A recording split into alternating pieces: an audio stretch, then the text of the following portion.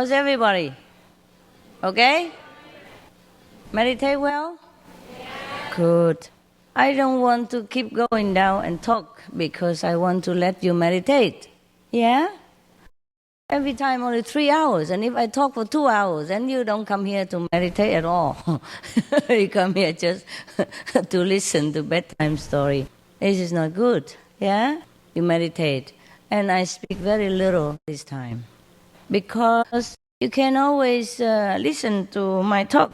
Yeah? From the tape and from the TV. Because all these years I talk a lot. So there's no need to talk anymore, really, actually. Yeah? And just because now, I don't know, they make a TV station and they push me to talk a little bit more so they can air it. Otherwise, we have a TV station and just put a blank screen. That's also nice, and put my picture on it. And they can sit there, watch it all day. That should be even good. You feel better than in Thailand? Yes. Thailand is just too much. Everybody remember Thailand, huh? Never forget Thailand, huh? Cannot forget Thailand. That was really, how you say, suffer for the Dharma, huh? 为法受苦了. Okay. Here is our so-called home, at least up to now. So we can do what we want. It's easier, and we have more brothers and sisters to take care of everything. Yeah, in Thailand, language is a problem. The road is a problem. Nobody knows where to buy what, what shop to do, or blah, blah, blah. It was very difficult. But now we're okay here, huh? Yes. All right. Go ahead.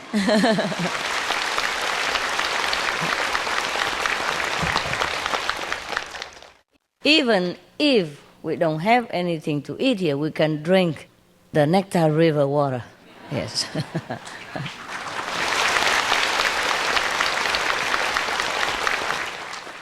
That's no problem, huh? At least we have water, huh? Yeah, water is still important to you, yeah, for the body, yeah. Some people go without food and water also, yeah. But we don't want to go to that extreme. Otherwise, everybody will run away from me. I feel sometimes very frustrated.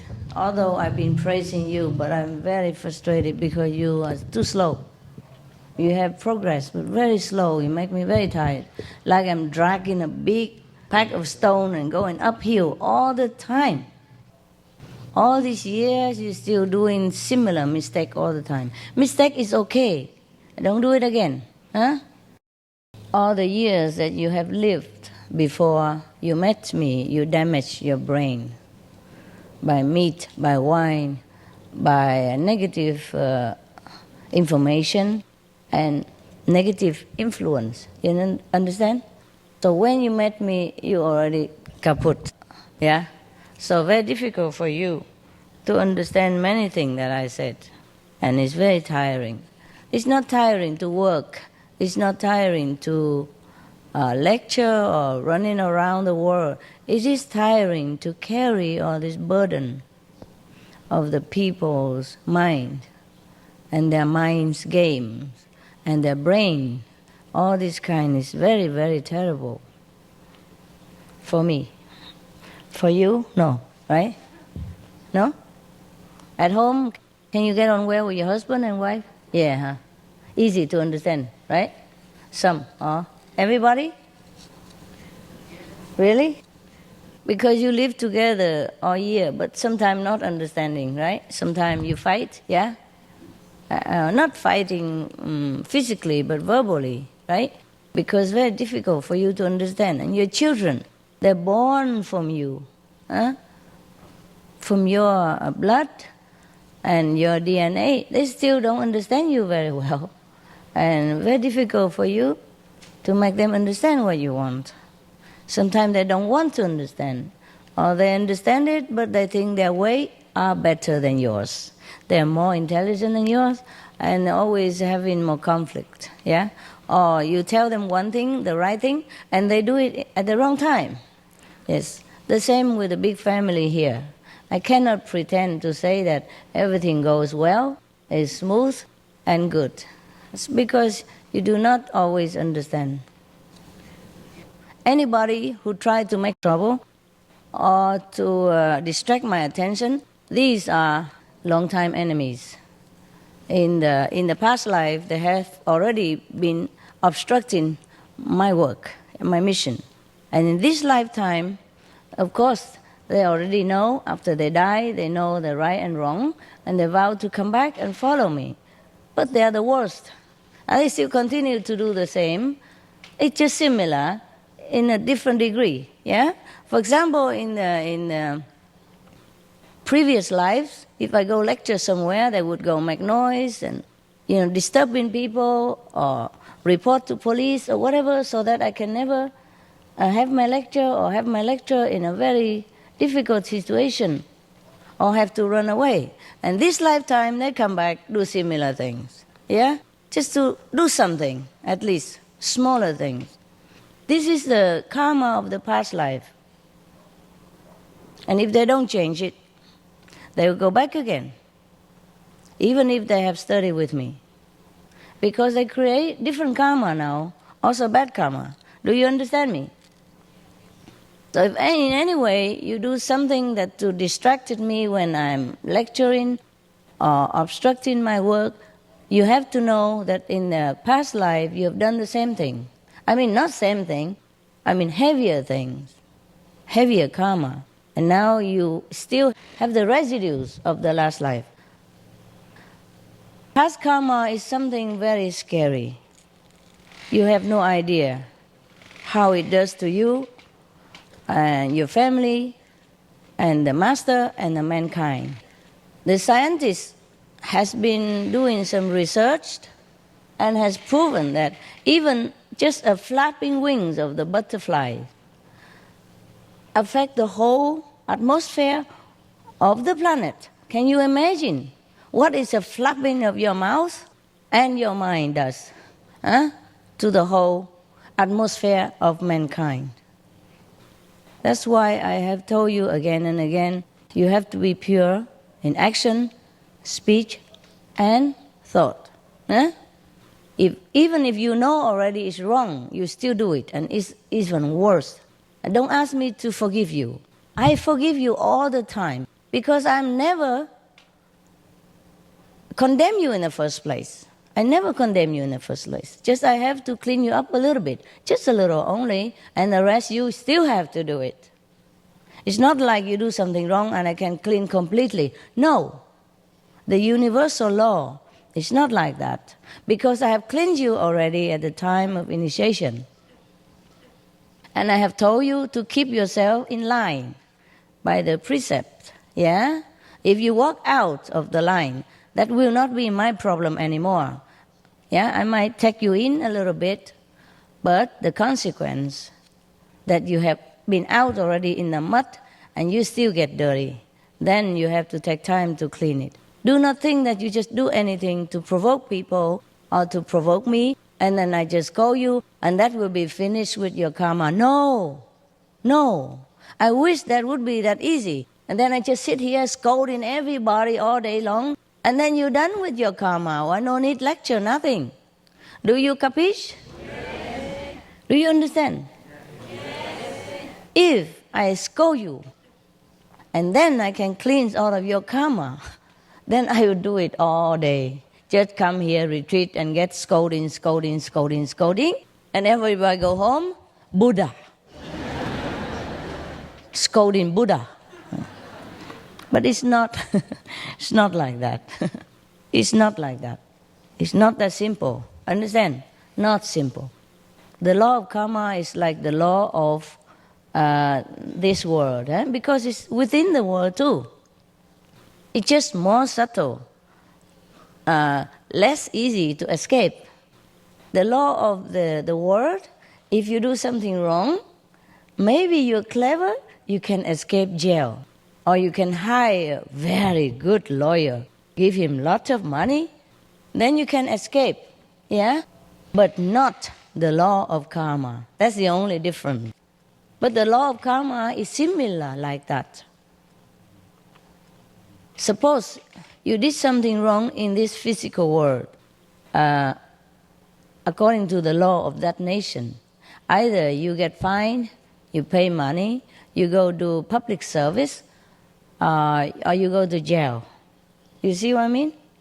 Even if you know the president of that country, maybe he will be able to lighten your sentence a little bit. Maybe 7 years become 5 years. Or maybe maximum become 3 years then. Huh? But he cannot completely erase your record because have evidence against you that you have done something wrong, according to the law of that nation. Do you capish? Yeah. Even the president, look, many presidents in this planet has been prosecuted and have to go to court and have to pay something. I mean, either in his money, time, or his honor even, or even his office. He has to come down from the presidential office. He gets impeached. That means he gets, out of the presidential office in the middle of his work, in the middle of his term. It's not time yet, but people will throw him out of the office because of the thing he does wrong. Similar, the law of karma, whatever you do, you have to pay, knowing the master or not. You pay now, yeah, you pay in this lifetime. And if you couldn't pay, no, the karma of the past, master erased it all, so you don't have to come back because of that. And that's already very good. Because if the master are not there, you will come back again and again for millions of times. But because of the master erased the past karma in the storeroom, you don't have to come back anymore. But the future, now you have to contribute something. Since you already know the good law, you know how to protect yourself, and the master asks you, tell you what to do already, and if you don't do it, and that is your problem. Yeah? You go to the doctor, and the doctor gives you medicine, tell you to take 2-3 times a day. If you don't take it, then your sickness will recur, and you get sick again, or you even die. Yeah? Okay. So many of the master of Kuan Yin method do not tell the disciple this. They just talk nice. Oh, you are initiate now. You are saying you be saved. It's not like that. It is, but it's not. Yeah? You have to pay for what you do after you know what is wrong, what is right. You see, especially the president. He knows more than that. And if he does something wrong, the Lord don't forgive him even. You know what I mean? Yeah? For the ignorant people, they come in, they're sincere. The master power erase all the karma and clean him up like a baby again. And then he just continue his way. Only a little bit of the fixed karma for this lifetime he has to undergo. And that the master can even lubricate it and make it nice and easy. But if he deliberately do something, again, especially obstructing the master mission, that karma is very, very heavy. You don't have to kill the master to obstruct it. You understand? You just do any little thing even, just to, to make it difficult for the master's work, or obstructing somebody else nearby to listen, then it's also the same. Maybe lesser degree, but it's not light sentence. You understand me? These kind of people did that before in a different degree, and now because they're disabled, they cannot do much more than that, so they do little thing. And not all of you are innocent. Many of you has been very obstructive to my mission in the past, and now you came back to redeem your past wrongdoing. But you have to be careful. Whatever wrong, don't do it. Okay? Whatever right, you have to. You have to be always careful. Don't listen to the game of your mind. Okay? Don't listen to the game of your mind, because it will trick you again. The past karma does not leave us so easily, because it's included a little bit in the fixed karma for this lifetime. So the subconscious is still lingering in that kind of past action, or thinking pattern. For example, last life, you are driving camels, in the desert to deliver milk to people. Yeah. And this lifetime, you come back, you tend to want to buy a truck, also dealing with milk, delivering milk. For example, like that. Last lifetime, you are a scavenger, taking care of people's garbage.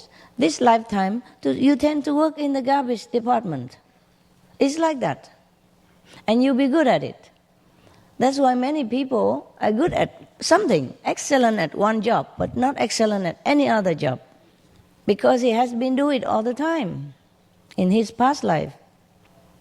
And some singer, or even non-singer, they seem so easy to sing, to dance, whatever, whereby other people find it difficult, even to sing alone, not to talk about becoming famous, top 10, or something like that. It is because these people have been singer many lifetimes, or even just came back from being a famous singer. And this lifetime, he or she wants to perfect the art of singing and want to be number one, because maybe last life he couldn't be number one, or last life he has been number one. It depends. You understand what I mean? So some people easily come out from nowhere and become number one and getting famous all the time. And other people try the whole lifetime. And sometimes the voice even nicer, the music even nicer than the one of number one, but don't get it. But maybe he come back next lifetime, then he'll be number one.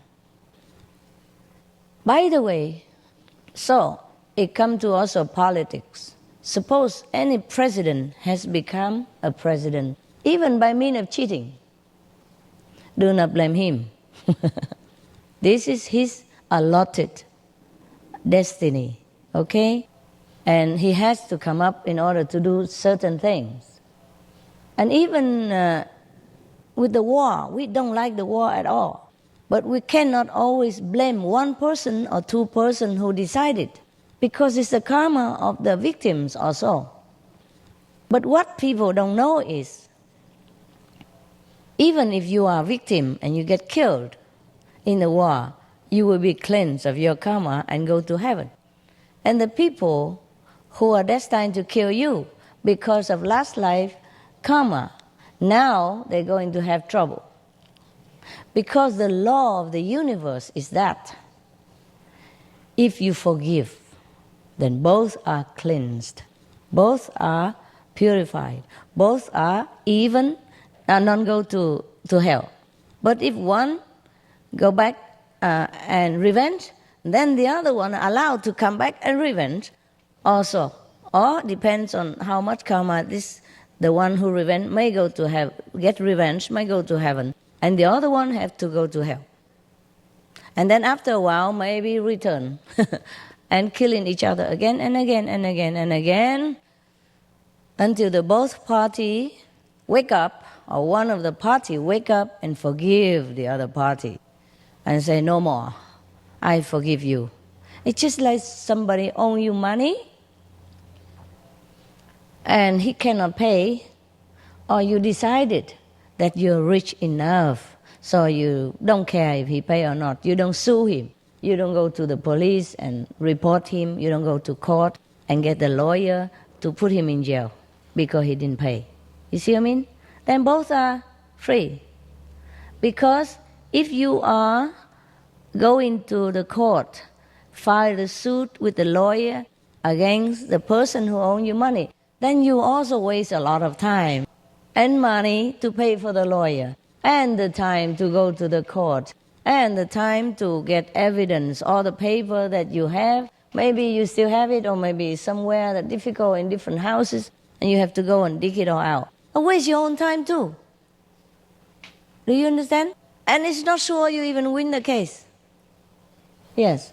So this is like that.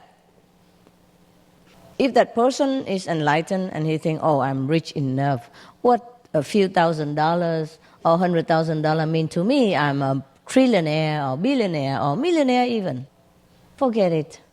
Yeah. Then both are happy. And if that person later he has enough money to pay, it's fine. If not, then it's okay. The money is running around the world. Somebody benefits somehow. The world people benefit somehow. What's the point of worrying about which is my money, which is your money? Yeah. Therefore, you often see my money is your money, my place is your place. Yeah. And our money is just to use to help people. Even helping people in Dharma, like printing material for people to understand, to get enlightened, or to stop eating meat, to be vegetarian. All this we spend our money on. Or to spend money on desperate people materially, yeah? Yeah. We give people the teaching for their soul. We give people food for their body. And we do whatever we can in this aspect, yeah? So even if people cheat me, maybe $100,000 or whatever, or take my things away, I say, okay, then I have less to worry. Yeah, there's no problem at all. It happened. It happened often. Not often, but yeah, many times up to now, yeah, that people just take things for me or money or whatever. I don't care. If it's gone, it's gone. I don't worry about it. I don't feel headache about it. If it's gone, it's gone. Very simple like that. Whatever I can save, I save. Whatever I cannot, then okay, bye-bye. Like this, you live a more relaxed life. And you can be more free to do some better thing in life instead of worrying about small things, like money or houses or anything like that. I tell you, if you have money, then you buy a better car, the Mercedes. If you have less money, you buy maybe Toyota or Elong, yeah, or whatever second-hand car. It's rolling, it's still okay. If you have a house, then you live in your house. If you don't have a house, you rent a house. If you couldn't even rent a house, you go buy a mobile home or something. You live in a mobile park. Yeah, it's even less trouble. Or you buy like a caravan, and then you can drive that to work as well. You drive the whole home to work. If you don't have the caravan, then you can always rent one. In the mobile park, they rent caravan. They rent mobile home for you to live. It's easy, less electricity, less, bill to pay. It's possible that if you sit too long, you have also a little back pain, do you? Then you stretch yourself, yeah? You make a bar on a ceiling or somewhere, or erect a bar, have to be strong. And then you hang yourself with the two hands on it, or with the legs. It depends on, if they have a kind of shoes you can attach to your leg with a hook, and then you hook it on your leg. But that somebody has to help you, I think. You can't do it alone. It depends on situation, yeah? Or there are some kind of instrument you can turn yourself upside down alone, and then turn it back, on a stretch. Yeah, there are some kind of gymnastic. Yeah, that's also fine. I cannot hang myself anymore because my bone here was broken a little, and I don't know if it's still safe enough to hang it on. Also, this arm also been pain for many, months. A lot of medicine doesn't help. So now that's why I tell you I have to protect my legs now. I'm not walking all over there for you to touch it or to hold it, and then I might triple and then fall, and then my legs will be maybe not good anymore. I have to protect now. First the arms and the voice. The voice better today, and the legs I have to take care. After I broke my arm, I appreciate my body more because it's a really good instrument for everything. Yeah, even for driving, for helping people. So I have to really take care of this little instrument now, huh? Don't ask me to walk around anymore, okay? It's enough that you see me take turn to sit in the front, different nation, good enough, okay? Because when I walk around, I told you 1,000 times, please let me walk. But no, you throw, throw your blanket in front of me, let me strip, or you hold my legs, or I'm walking. Because I'm walking, I don't look down, I have to look at you. And then you throw everything in front, I don't see it. I will break, I will fall down. That's no good. Understand? I'm not walking anymore, and that's that. Not walking towards you, between you anymore, because you don't know discipline. You don't know discipline, okay? I don't know who is going anywhere from somewhere and I get hold of my leg again, or throw the blanket in front, and then that will endanger everybody. Not to say, well, if I fall on top of somebody, then that person also get hurt. You see, I might be an old woman, and her bones already very fragile. If I fall on her, both of us will be in trouble, nah? Okay? So now you listen to me, that's that, okay? I have sacrificed everything I can. And now I just take care of this little instrument for you. So that you don't damage it anymore, for everybody's sake, all right? Just for a few people, it's not worth it, right? Yeah, okay? Yeah, I need to be able to walk, yeah.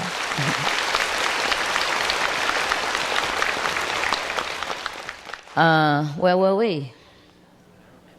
Caravan? Yeah, that's good, okay. Does anybody live in a caravan? A mobile home? Well, I used to. I used to before I come here. Or before. Even 2 years ago, I still live in a caravan, in a mobile home. Until something happened, then I cannot live there anymore. Not my choice, yeah, the karma choice. And then somebody come and make trouble, and then the police come, and then we cannot stay there. Yeah. There's just always people come and make trouble. Yeah, okay, that's it. Yeah, we talk about the bed. It's too soft to make me painful. And you can hang yourself like that, huh? And then you stretch your back, and your back pain will be gone almost immediately. Just do it a couple of times. Don't strain your hand. Just do it like a few seconds until you cannot, and then just go down slowly. And you put a small stool on the floor so that you can go up higher and hang yourself in the air. Because if the bar is too low, you cannot hang yourself. You understand? With the arms, because your leg will touch the ground. You can also bend your leg up, but it's better you stretch the whole body, yeah? And afterward, you step on the stool, you come down slowly. Don't drop yourself on the floor, because then your backbone will go back together again. Do you understand? Yes. Or you stretch yourself on the floor somehow, like the cat and the dog. Yeah. You learn from them how they stretch their legs and their back. A lot of martial art style learn from the animals. That's why we call them dog fight.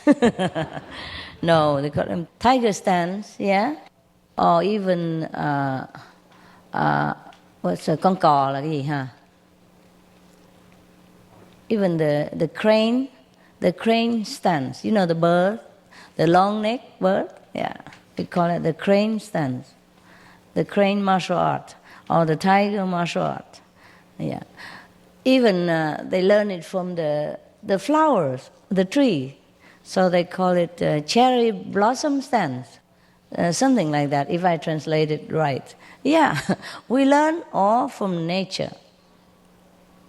Even Jesus taught his disciple by nature too. He also say, see the lily of the valley.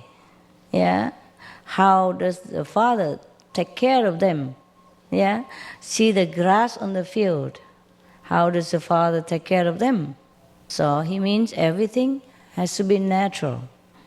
No deliberate bad, okay? No deliberate action. If somebody is in trouble, you help him. And that's natural. Do not sit in there and calculate how much merit will I get out of this, how many points. and how much should I spend just to get to that point and not more, not less. And that is how you learn from the lily of the valley. Learn from the grass in the field. Or learn from the animals. They eat just enough and no more. Well, except the dogs. They always hang around thinking you eat something better and they want to taste. Not necessarily they eat. And my dogs, if I sit and eat something, after they already eat, and I eat something, they're still looking. You eat something better or not? And then I give them and he smell it. Oh, taste a little bit. No, it's the same. No, I don't want it. So that means he's not greedy, you know. He eats up to his fill only. And sometimes in the night, you know, if they get up, sometimes because they sleep next to me, so sometimes I get up and do some work. If I sit on the table, they think maybe I eat something or not. But I thought they're hungry, and I go get them something to eat. Even their favorite, they don't want it. So it's just for love, you know, to hang around only. Yeah. Because dogs are like that. They are social, you know, very socialized beings. If you sit and eat, they like to eat together because they are packed kind of animals. And they listen to the leader. Yeah. So mostly in the pack, it's like that. The leader eats first and then feed the pack. Because he has to be strong first in order to lead them, yeah, to protect them and to tell them where to go for safety and all that. So it's just like that. But in my world, it's different. I give the dog eat first whenever, because I don't always eat at the same time. Yeah. But later when I eat, they always come and sit around. Not only because they want to eat, it's just the pack stuff, you know. They want to be with the leader. And that's normal. Even if they don't eat, they hang around and sit in there. So it's not because the dogs are always hungry or greedy. It's not like that. It's their social style to be with the leader when he's eating or when he's doing anything, just to be around. Okay? So when your dog looking at you like hungry, it doesn't mean he's looking for food. You just tell them that it's okay, or you let them taste a little bit, and then they just don't eat it. Many times like that, okay? Just the dog style, to be together, social.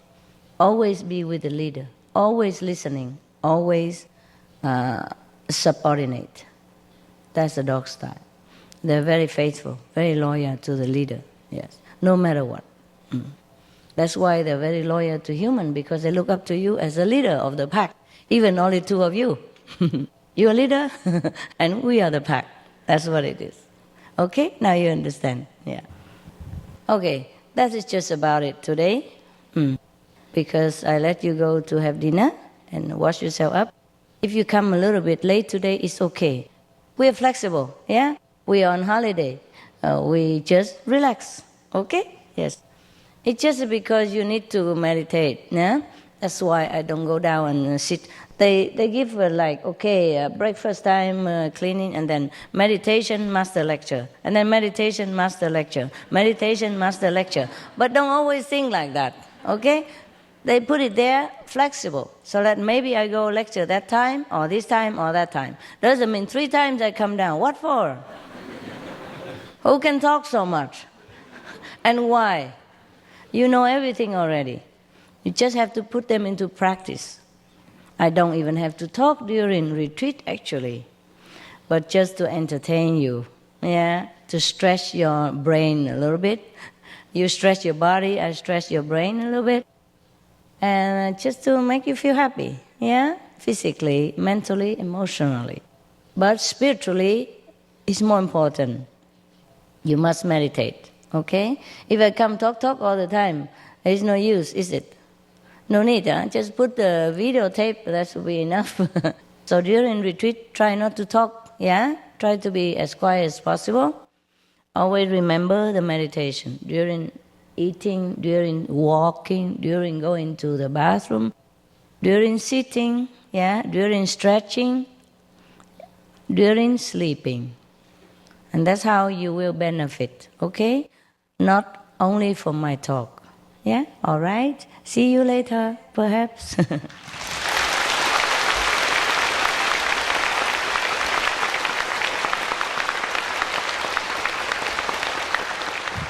Thank you. And try to understand what I said, not just clapping. Yeah. Understand and put it into practice. Capish? Yeah, see you.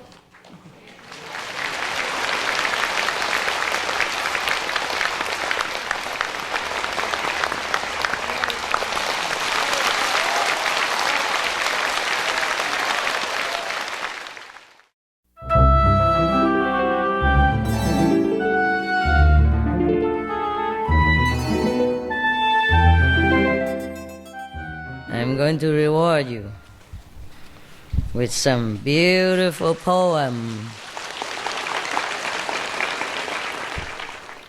of the Master Rumi. Rumi Papi, not Rumi Mummy like this. You know who Rumi is?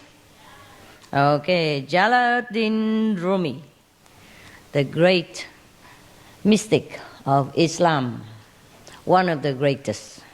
Some people say he's the greatest. I don't dare say anything in case I offend the Islam people. In this book, they say he's the greatest, but I think it's safer to say he's one of the greatest of the Muslim mystics circle. Okay, he was born somewhere in Balkh, Afghanistan, and they believe that he died in southern Turkey. That is about almost 1,800 some years ago, 1,700 some years ago, okay? But his teaching is still alive among the Islamic circle, especially among the Sufis, Islam. And his teaching is timeless. Anyway, there's no period, no time, no space can contain the teaching of any great master such as Rumi. Okay, since you have been a very good Muslim all these days, you cover yourself when you're sitting, and because so cold, you cover yourself all over. You look like a good Muslim to me. With the cover with the cloth, yeah? That is a virtuous Muslim. Okay. So since you have been good Muslim, I'm going to read you this beautiful poem from Master Rumi. D'accordo? D'accord. Good. He made many beautiful, divine poems. Yeah. This master not only spiritually great, but he is also a great poet, especially divine poem. So he made many, many poems. All of them are wonderful. All of them are an inspiration for any spiritual seeker or practitioner. Not only to the Muslim people, but to the all over the world, everybody, anyone who read his poem may be inspired, feel inspired to search for the divinity within themselves. Yeah? Anyone who read his poems feel very awakened to the godlyhood within themselves, and would like to really do anything at all to go and find that divinity within themselves. Try many ways, look for the master, pray, meditate, whatever.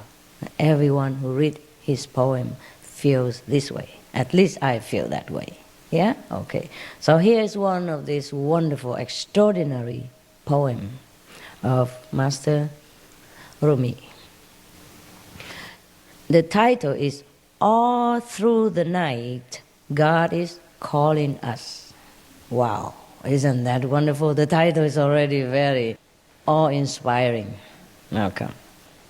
Don't sleep for just one night, my beautiful friend, and the treasure of eternity will appear before you.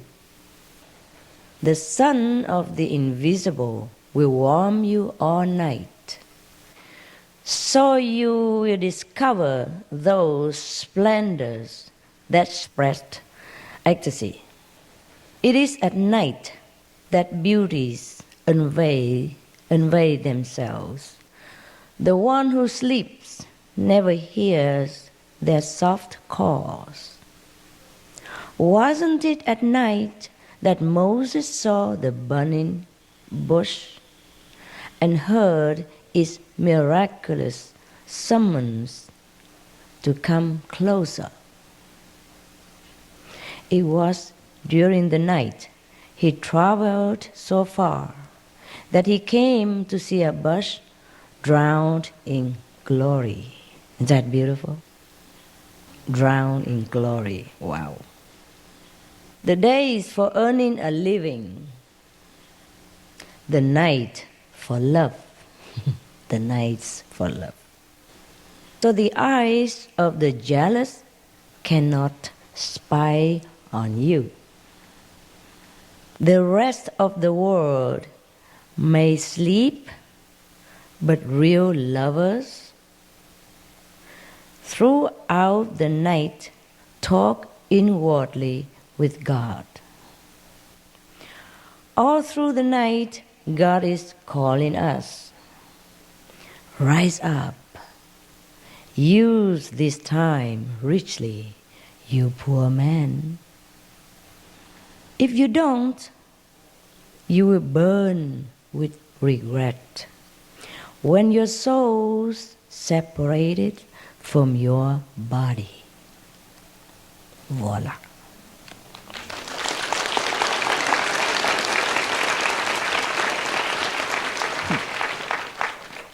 And he's not making a vain poetry. He's not writing it just so that we praise him, saying, what a good poem you have written. He was not writing this just to satisfy his poetic tendency, or even to share it with a couple of poetic friends who will admire the mastery of the chosen words. No, no, no. He has written this because he cannot not write. Because this is his experience, this inward experience. And I can assure you that because I have experienced this myself. One of the time I went to America, somewhere in New York, but New York suburb, not in the city. And I went to see a friend who was also practicing Guanyin method. And the whole family was initiated by a master in India. That master I also knew. I stayed in that ashram for some months also. And he's a very nice master too. And the family was very nice, yeah. And they say, okay, here is your room, you may sleep here. And they have a couch, yeah, and then they went and sleep in their own room. That house was a remote house in the middle of a forest with a small lake. Very nice, very nice. And there's nobody around there for maybe 1 kilometer. At night, I did not sleep, yeah. I did not want to sleep on somebody else. Maybe I make it dirty or something. So, and I didn't want to use their blanket. I don't want them to have to wash it after I left. I didn't have a fortune of owning a sleeping bag at that time. I was penniless. How do you say? Mendicant? What's that word? Like renunciate? Yeah, or just a penniless mendicant, right? Okay. Well, a long time I don't use so many words. It's escaped from me. Thank you.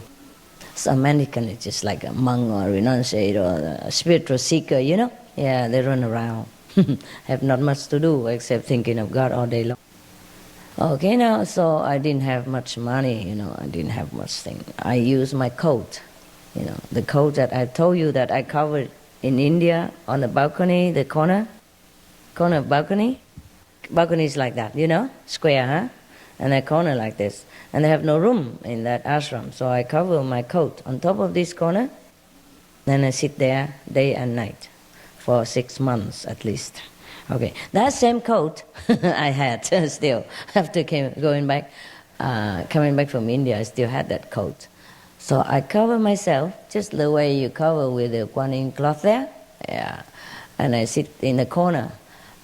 And that is a winter in New York, maybe 20 years ago, or more or less. It's still very cold at night, and the snow was very high outside. Yeah, and it's a countryside also, in the middle of the forest. It's pretty cold, but I did not feel cold. It's a wonder. I just cover a coat like that, sit there all night, and all kind of music, beautiful, all night long. So in the morning I say, who lives next door to you? Why does he play music all night? Yeah, and my friend said, nobody. Are you kidding? No one around here until 1 kilometer. And you can't hear music from 1 kilometer long, no? I said, really? I thought you have a next door neighbor because I hear music all night. She said, really? Well, we didn't hear anything. I said, really? You never heard anything in your house?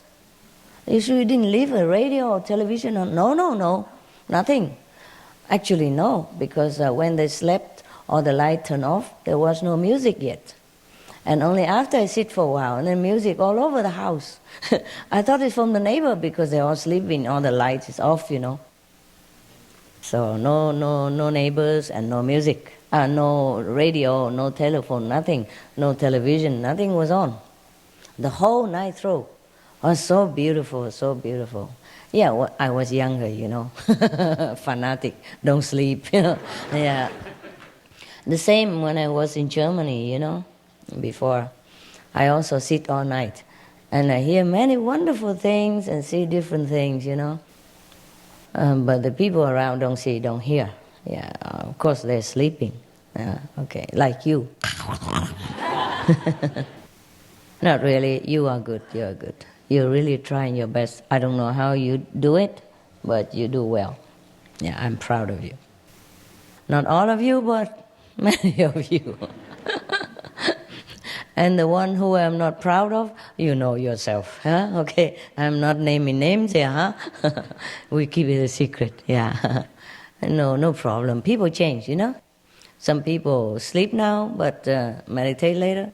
Some people meditate now, sleep later. Huh? Doesn't matter. It's okay. Is that a wonderful poem? Yeah. Oh, yeah, look at that. He even say in there, the sun of the invisible will warm you all night. That was exactly how I felt. The room where they gave me is not like all warm and like that, But I had just a coat and I didn't feel cold at all. I feel it's a wonderful warmth, all over my body. It's like very light electric currents, traveling all over in my vein, in my cells and everything. It's wonderful. So even if I sit all night, I didn't feel anything. I didn't feel bad, I didn't feel cramped, I just listened to music and, and seeing stuff. It's like you are doing. It was wonderful. So that's why I know when he wrote this poem, he must write it because it's like his own experience, yeah? He feels sorry for one of his students maybe or his friend, so he wrote it for them, yes. In the old time, most masters, when they're teaching, they don't have that many disciples maybe because they have to hide, yeah? Even nowadays, sometimes I also had to hide. Yeah, many times I had to hide. Because misunderstanding between humans always exists everywhere. Especially when you became openly a teacher, an open teacher.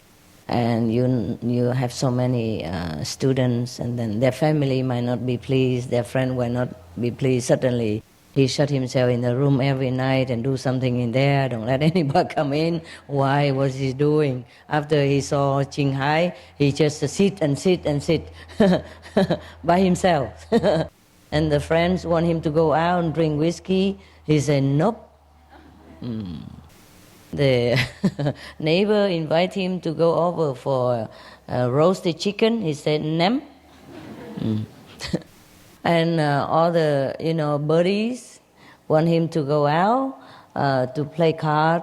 He say, sorry, no. Always nom nom nem nem nick nick niente nada nay. So they get a little bit curious, and when persuading doesn't work, they get a little mad, yeah, and then they kind of hate that master Qinghai, whoever that can be. And then so sometimes if they have power, they can use it and make trouble for me.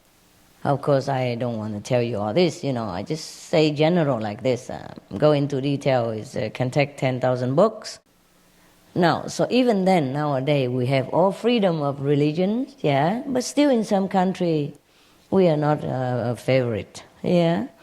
Sometimes the government do not understand what we're doing and thinking we might want to amass power or something like that. It takes some time for people to understand, yeah, but never mind. Meanwhile, I suffer.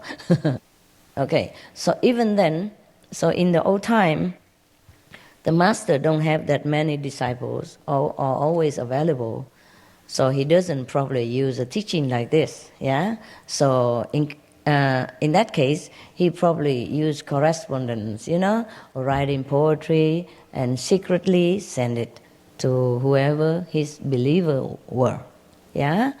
Or he make a poem and everybody copy it and go home study slowly, yeah? Because poetry appeals to the heart, also to the intellect, also to the emotion of man. Therefore, many of the masters in the old time, they favor poetry as a teaching. They don't talk so long, many hours like me. I don't even look at the calendar behind me. Okay, but since you like it so much, why not? Huh? He used a lot of poetry to send it to his disciples. Yeah, or maybe that is also the the mode of that time. Yeah, fashion. Yeah, all the masters write poetry. Yeah. Or maybe also many of the masters, they are very artistic themselves.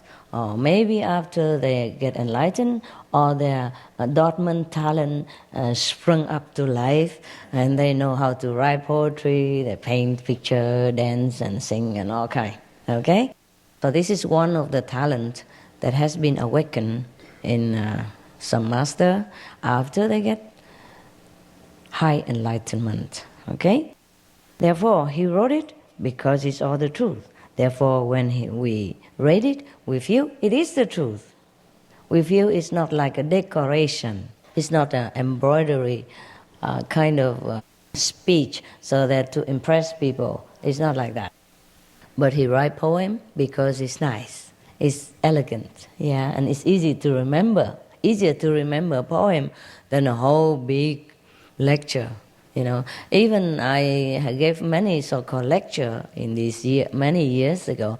But now because I have SMTV, sometimes I look, see what they're doing, and I sit there and listen to Madame Qinghai talk. I say, wow, I don't remember a thing what she has said. I say, wow, this woman, she can talk very well. So much for my humility. No, really, I feel like that. If it was somebody else, I would also feel, wow, she has eloquence. She hit the nails on the head, really very direct. There's no nonsense, yeah, and everybody would understand it. Anyway, I don't remember what I have said all the time, but most of the lecture, they never repeat it. Huh? It's talking about same thing, but different. Yeah, okay. Just like you use the same ingredient, but you cook different dishes every day. Now then, why don't I remember all the lecture that I have said? Because they're not poetry.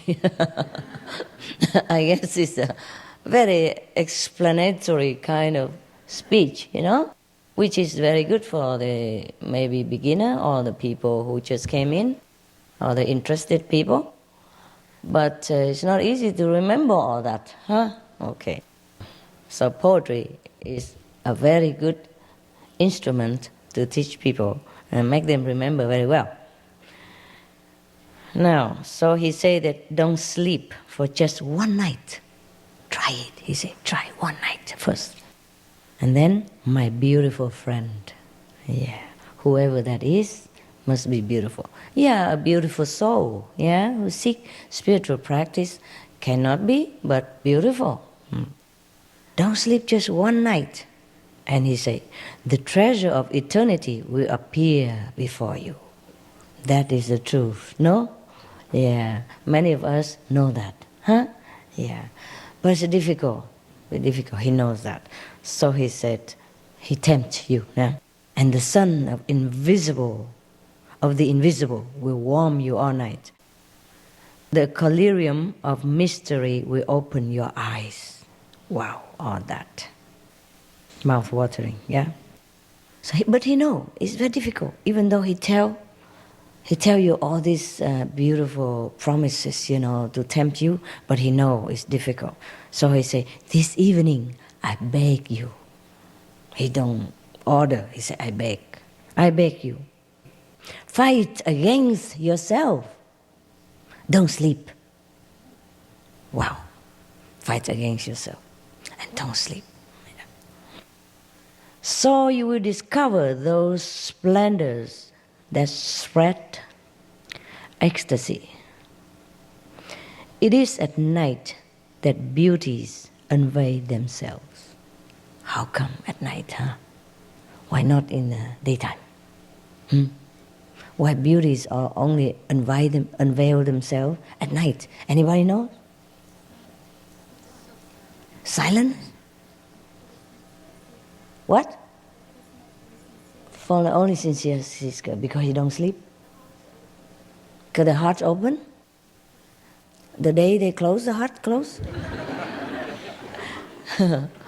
And you? The mind is quiet.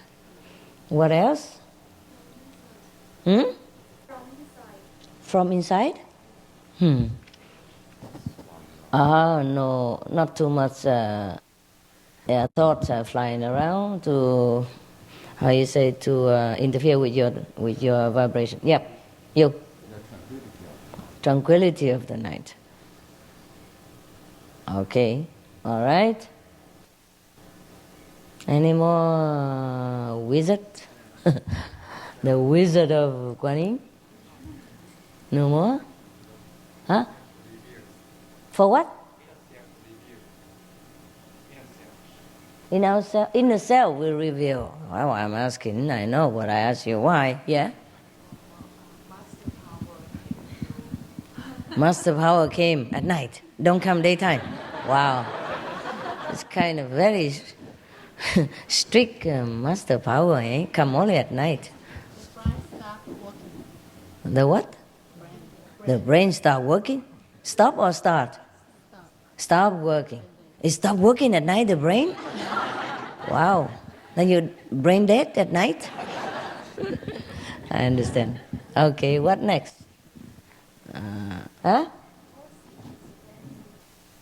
What did she say?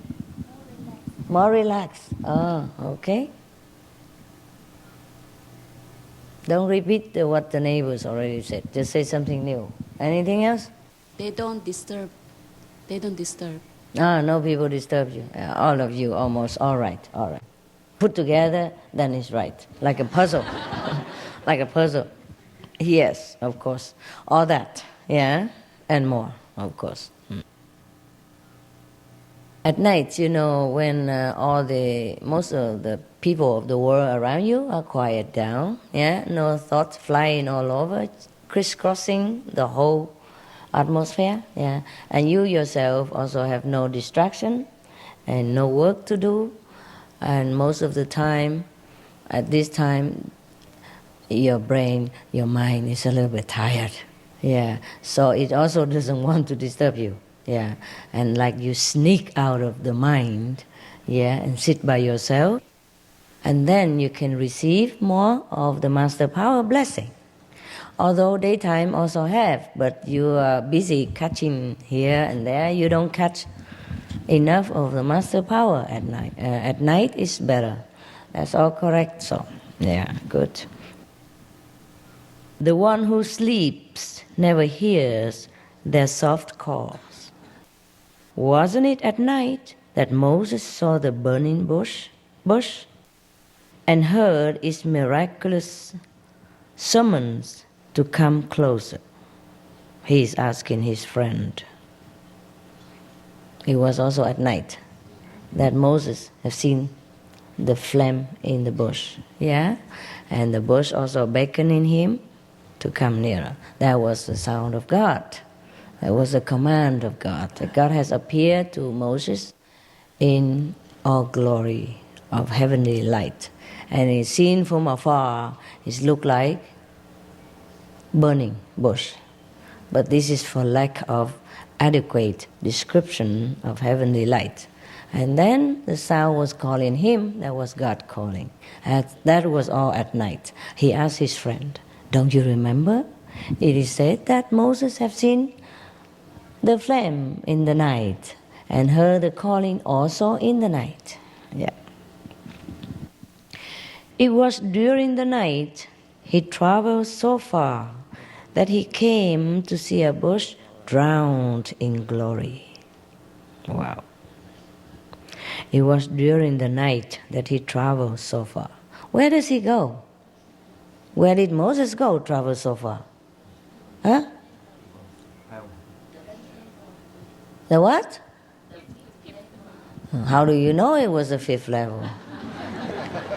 It might not be. Doesn't have to be the fifth level to see this bush of flame, huh? Could be a little bit lower, also fine. Yeah, he traveled so far. It doesn't mean physical travel, does it? Yes, because in the night, in the old time, no matter how fast your camel walked, it cannot be that far. Yeah, so he would not. Master Rumi wouldn't have said so far. Yeah, he would say, oh, he traveled somewhere. Oh, he traveled a little while.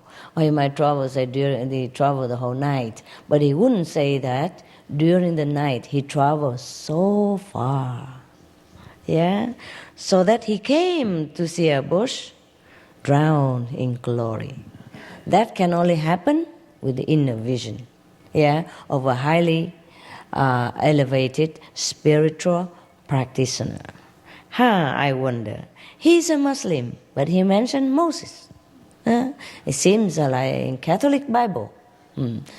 So in the old time, any master would know that all the religion point to the same direction. Yeah. So he has already no discrimination against any other religion. Don't you see? Yeah.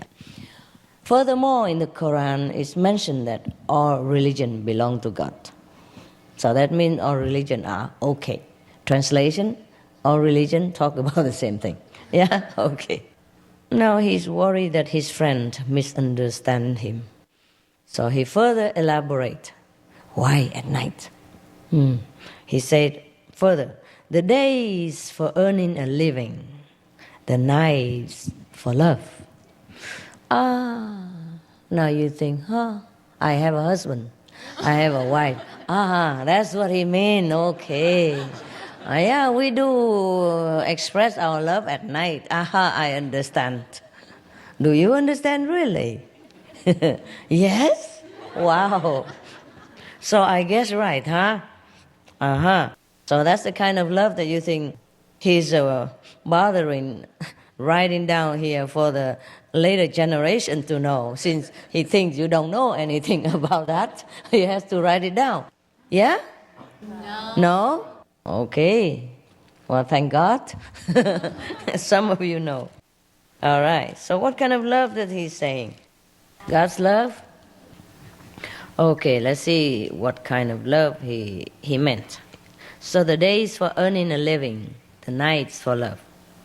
So the eyes of the jealous cannot spy on you. Who can that be? That jealous?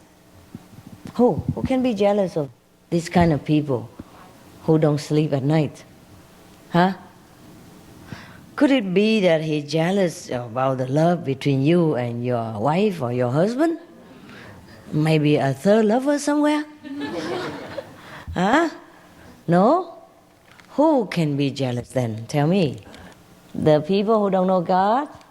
Yeah. What else? Huh? The Lord of Maya? No. What else?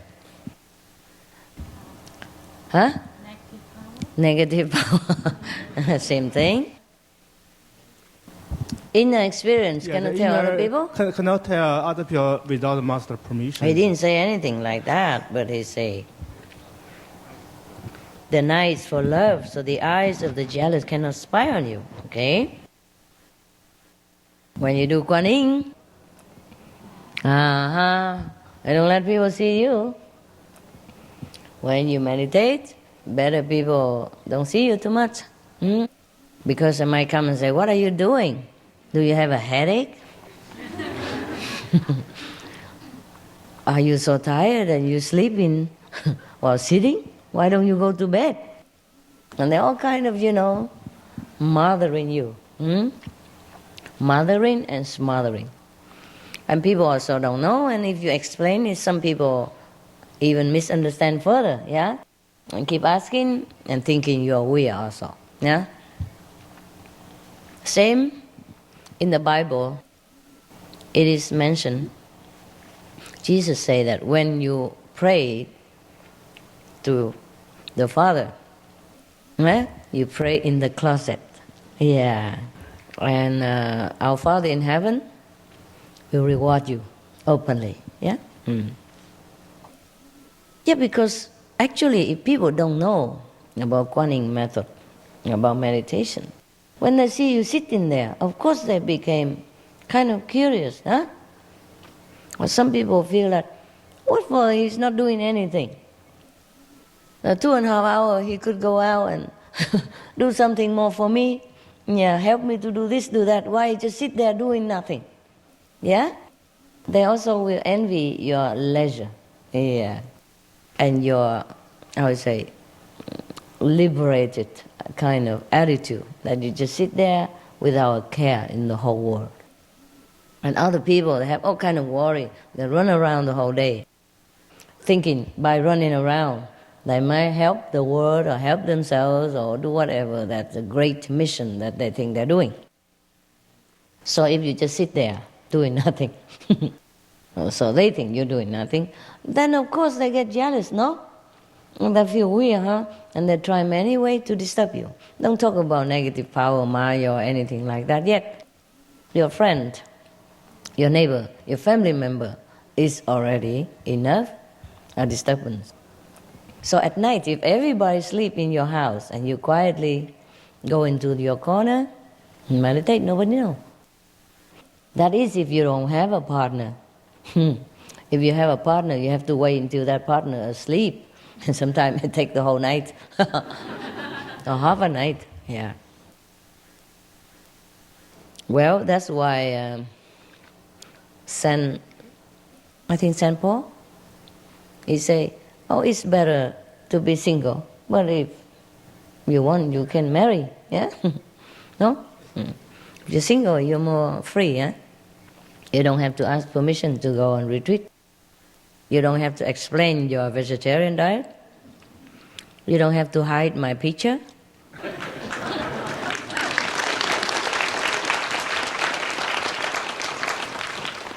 You don't have to read my book in the toilet. Only. For example, I understand. So, all right. So the family member or your friend, your close associate could be the jealous that Rumi mentioned in here.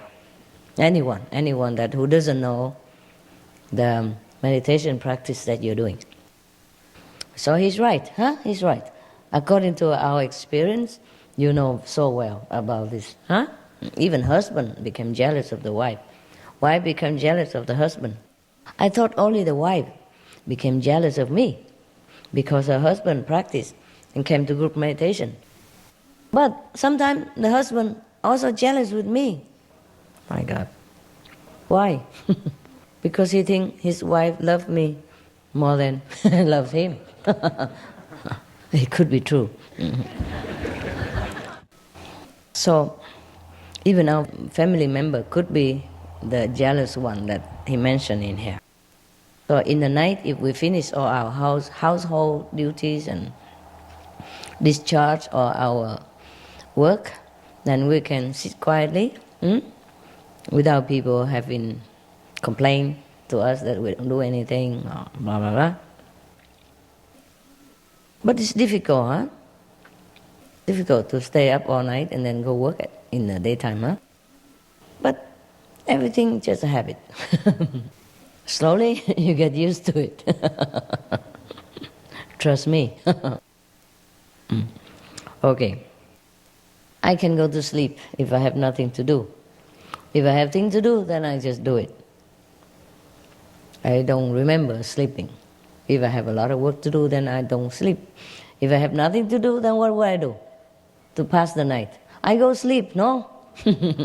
It depends on the situation, huh? Recently, I don't know how to spell sleep, really. I forget all about it. No time to think about that. But if nothing to do, I can sleep very well, most of the time. Okay? He says further that the rest of the world may sleep, but real lovers throughout the night talk inwardly with God. That's what we're doing, huh? Many of us, nah? Some of us, nah? A few of us, nah? Or maybe none of us.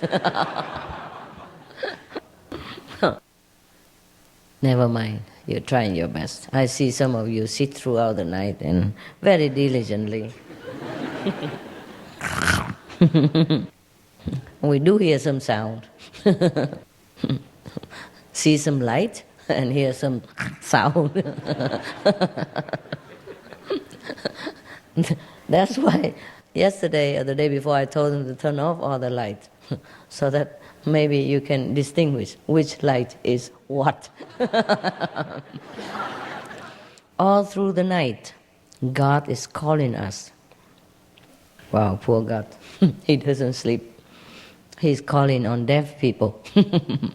We hear nothing. Rise up. Use this time richly, you poor man. First, he was very polite. My beautiful friend. And then he kept talking to deaf ears. So when finally he said, you poor man, rise up. First he said, this and that. My friend, don't you know? Blah, blah, blah. And then I said, rise up, poor man. If you don't, you will burn with regret. Now he's all frank, straight, blunt, open. No more sissy-sassy, no more nonsense, no more beating around the bush. Rise up, you poor man.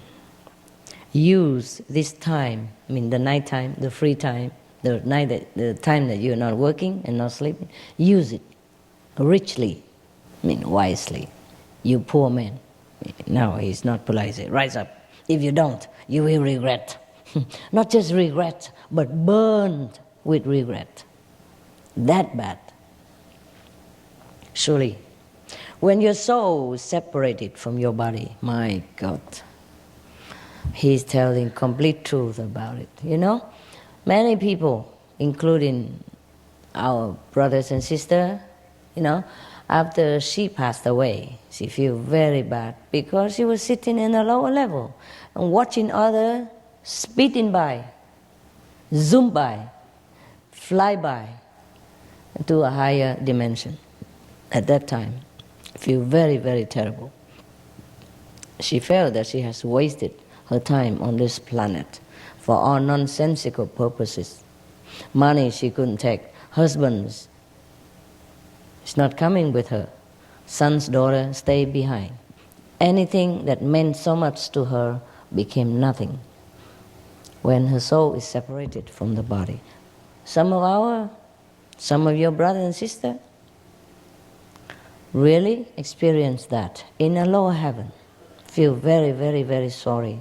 Now I'm telling you this, you feel nothing. It doesn't concern you. You understood intellectually, but you don't really realize the meaning of it until you really, after you die, after you leave the physical body, immediately you know what it is. So this master, he's really great. He really knows all that, what he's talking about. And he really cares about whoever that is that put trust in him. Yeah, so his disciples or his friend, whoever that is, he really cared for them. So he told them everything. So clear, so straight, no hidden calendar, nothing. Really, it's a true black and white like that. I do hope you understand his poem. I mean, deeply understand and practice it. Yeah. If you want, you could recite this every night. Or whenever you want to sleep, you recite this. You bow to this poetry, reminding yourself to be more diligent.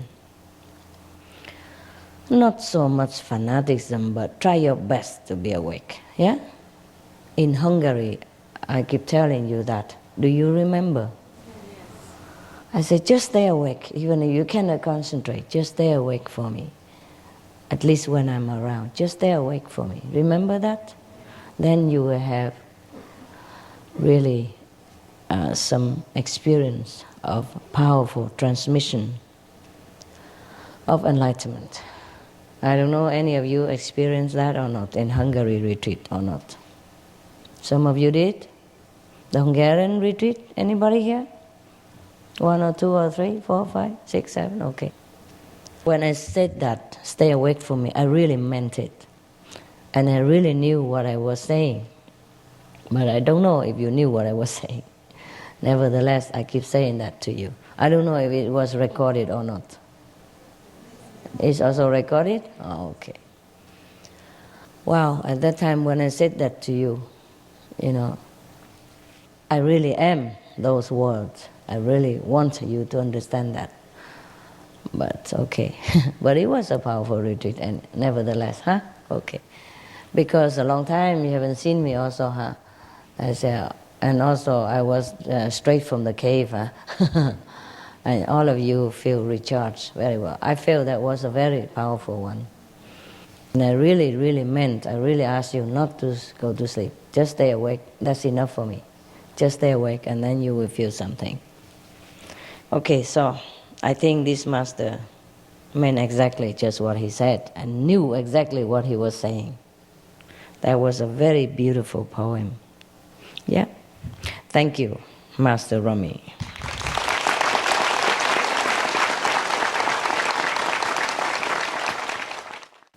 It's truly a beautiful reminder. Yeah. If you guys want to buy this book, there's many more poems in it. You can read it. It's printed by Shambhala, Boston, and London. It's called The Teachings of Rumi, 1999. All right, reserved. Is Shambhala Publication, INC, Horticultural Hall, 300 Massachusetts Avenue, Boston, Massachusetts 02115. www.shambhala.com. That is in case you want to buy the book, okay? I'm not advertising for any commission here, okay? But just in case you want the book, you can buy. It's very beautiful. Also, a book about Kabir poetry also. Perhaps they also have it in this publication company. All right? Or you just try on internet, see where sell. Yeah, because I cannot read all this. It's copyright, there's a copyright. It's not that, but I don't think they mind. It's just that it's a lot, you know? And there's no need for me to read it all to you. You should read it for yourself whenever you feel like, And there's no need to explain much because his poetry is crystal clear. Yeah? Even if I didn't explain all this to you, you would have understood anyhow. Yeah? Because it's so simple. So it's very good to read some other books now and again. It's not forbidden. To see, to compare and to know that really the old practitioners, they are doing the same thing. And the old master, they were saying the same thing. Yeah? No matter what religion the master belonged to, they say the same thing if they are enlightened. Don't you see? Kabir said the same thing. And this Muslim master say the same thing. Yeah? And remember when I told you some of the funny poem about, there's another Muslim master, that Naruddin? Yeah. He say also the same thing. But he said less. His poem are more concentrated. I guess maybe because he has a wife and kids, he don't have much time to write. His wife also enlightened anyway. Wife, kid or not, it's no big deal. Yeah? Yeah, the master is always a master, no matter what he does. It's just his destiny. He has to have a wife and kid, that's it. That's his destiny. And some master have destiny of no food. Maybe don't need to eat, or maybe didn't give food to the poor in the old lifetimes, or in this life born cannot eat. No food allotted to him, he doesn't eat. Or some people just don't eat by divine order. Yeah? Just to show to mankind that man doesn't live from bread alone. That's it. Okay? So many miracles do happen in the world, and God does really show sign of wonders. But people always ask for more. Yeah, and they just ask and ask and ask, but they don't do anything. They don't follow that master. Even if he gives food, he doesn't request the non-food diet like him even. They still don't follow. People might worship that kind of person, but they don't really follow, don't even do much. You know what I mean? It's like the ninth wonder of the world, that's it. And people come and go and say, oh, la la, don't eat, oh, wow, wonderful. That's it, Most people, they respect or they feel awesome, about somebody who has a great character or who make a very good example. But people seldom follow. That's the thing, yeah. Well, I'm glad you do follow some good example, from the Buddha, from Jesus, from Mohammed, or from Guru Nanak, whoever those great masters that you have revered in your heart up to date, until now and in the future, continually. I'm glad you follow their example, and that is more important than saying I am Sikh, I am Catholic, I am Buddhist, I am Muslim, and don't do what the Prophet has taught. You understand me? Yeah. So there's no need to say what religion you belong to. Just be a good example, and people, whoever, if the Muslim, he see you as a good man, he will think you are Muslim. A Catholic see you that you are living according to Jesus' teaching, then he think you are a Catholic. Or the Buddhist, whatever. But if you keep saying you are this and that religion, belong to this and that religion, and you don't live the life of that religious order, then it's useless. Nobody even bother to recognize what kind of religion you came from. In fact, they might even look through you and have suspicions about the religion that you are broadcasting. You see? I say, oh, if you are Muslim like that, I don't want to be a Muslim. If you are Catholic like that, oh, I don't want to be a Catholic. Oh, I don't want to be Buddhist because it's like you like that. I don't feel Buddhist is good. You understand me? Yes. So no matter the religion anymore. We just be an example of divine love, compassion, sacrifice, compassion. Then everyone will feel impressed, even our enemies. While talking about enemies, we really have to love our enemies. Do you know that? Because they come back and you have to love them. They come back as your wife, your husband, your sons, your daughter. Then that's the way you have to love your enemy. You do it now or you come back and do it later. You do it willingly or you have to do it by order of the Lord of Karma. There's a joke. It goes like this. A man died, and went to hell. And the king of Hade received him in front of his throne, together with another person. And he said, "You, Mr. Johnson, you own this person, Madam Smith, so much money, but you haven't paid back. So she's suing you. I think because you didn't pay her back, and I don't think you can ever pay her back if you come back next life as a human again. Since you don't have any merit in your account, you're not going to have any money at all again in the next lifetime. So I am going to make you become a horse so that you can work all your life. Or maybe a buffalo. You can carry the cart, the car, and carrying her all your life until you repay your debt. Or maybe it spill over to the next life even. So the man, the money owner said, "Oh, king, maybe it's not a good idea. Even if I became a horse or a buffalo or a dog or whatever, I will never be able to pay it all to her. So why don't you make me become her father?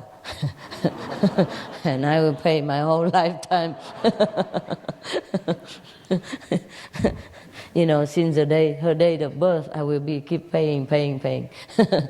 So, and in that case, he will be very willingly pay, nay? Because he will love whatever she might be reincarnated into, yeah? And in that case, whatever she wants, he will give. Willingly and lovingly and even proudly. Yes, my daughter. I pay her $100,000 to go to college. Look at what she is now. I'm still paying for her apartment. She wants a helicopter. I'm going to get it for her, for example, like that. Yeah? So, okay, that is really similar to love thy enemy. Yeah? You must love them now. Or else you have to come back and love them even more. Okay? Yeah. And I told you another joke, remember?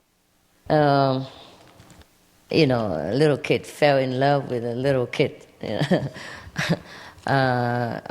Schoolmates, and he came home, asked his father.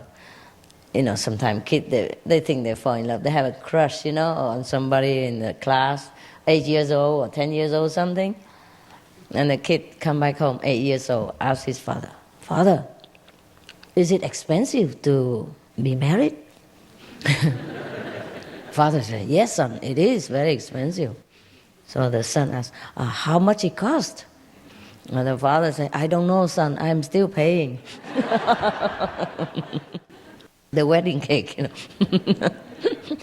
wedding cake, very expensive. Okay, now you can meditate, all right?